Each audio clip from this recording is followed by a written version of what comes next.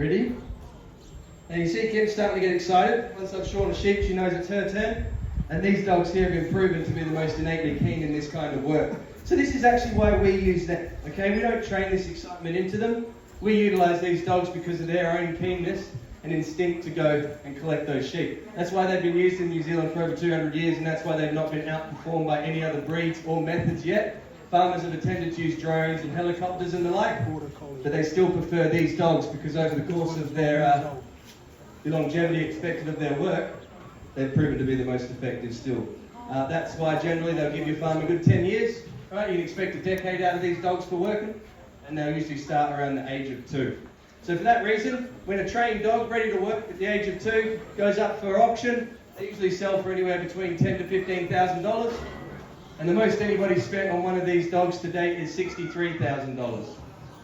So that's how highly regarded and sought after they are for this kind of work. So what that work entails is, as I briefly explained before, essentially heading up there to grab those sheep. You can see I got a few at the top.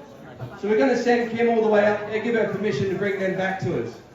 So by permission, what I mean is the simple command, which we also refer to as permission for these dogs to head up and bring something back to us. That's because they do prefer to bring something back. That is their reward system. The reward for the work really is the work itself to these kind of girls. And as I say, we're essentially training them to do what they want to do just when we want them to do it. So what that work is, and what we refer to it as, is called balance. Now, we're going to put this dog on balance. That means I'm giving her permission to head up that hill, take the furthest possible position from my own, ensuring that all those sheep are accounted for and then situated between herself and myself at all times. Then she'll start to pull them down to me, and when she does, whatever position I take, she'll take the exact opposite like a dance, and this is why we call it balance. And she'll bring them all the way down to me. Now, when she does this, she's only going to use her eyes. Okay, she's not going to nip or bark or growl at those sheep in any way. She's just going to hold the high ground at the head of the sheep and use her eyes to intimidate them enough to start moving down. Heading, eye dog. Okay, and the reason that this is beneficial to us, of course, is I don't want to walk up that hill, right? We don't want to go up there every day. Now, I could go up there and move these sheep because sheep are scared of everything, but these dogs obviously are much more efficient at the work and probably enjoy it a lot more than I do. So, this is why we're going to send her up now, and we'll give you an impression of how that looks. You'll note first that she's going to follow the perimeter of the fence, and this is to ensure that all the sheep stay on one side of her and she's not going to miss any. Then she's going to check the back side of the hill that I can't see, because of course, like I say, I'm not going to go up there after her and check she's got all the sheep. That's her job. She's going to do that. I know it's your turn. I know. 1 second.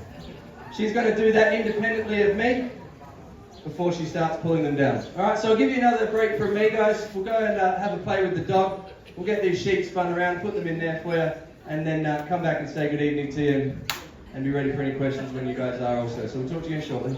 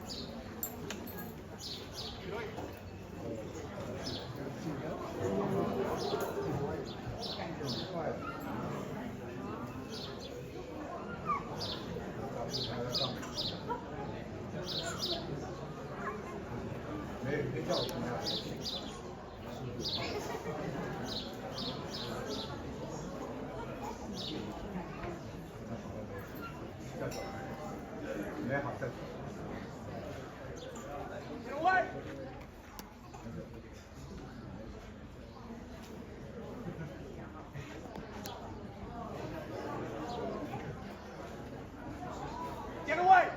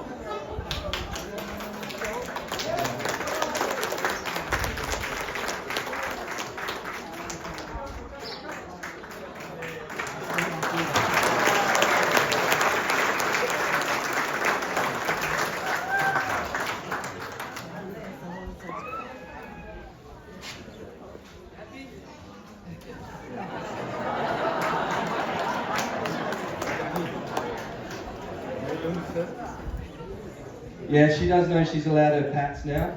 This is her reward, as I said before. She'll expect the same from you lot, don't worry. And this is because we don't give these girls any treats. Alright, you can see I'm not going to give her any food as a reward system here. They've never had food as a reward system. Never through training, not as pups, never. They really do find the work a reward in of itself. And that's why at the end of a chore like that or a demonstration on the farm, we do give them a good old scratch and actually remind them that they are good dogs. Because otherwise, these are our colleagues, they're not our pets. So we treat them like that, and as you can tell, obviously we're all very professional around here. Hey? So that's how we treat them, but don't worry, at the end of the evening, we're going to take all that leftover meat from the restaurant you lot didn't eat, put that in the bowls, alright?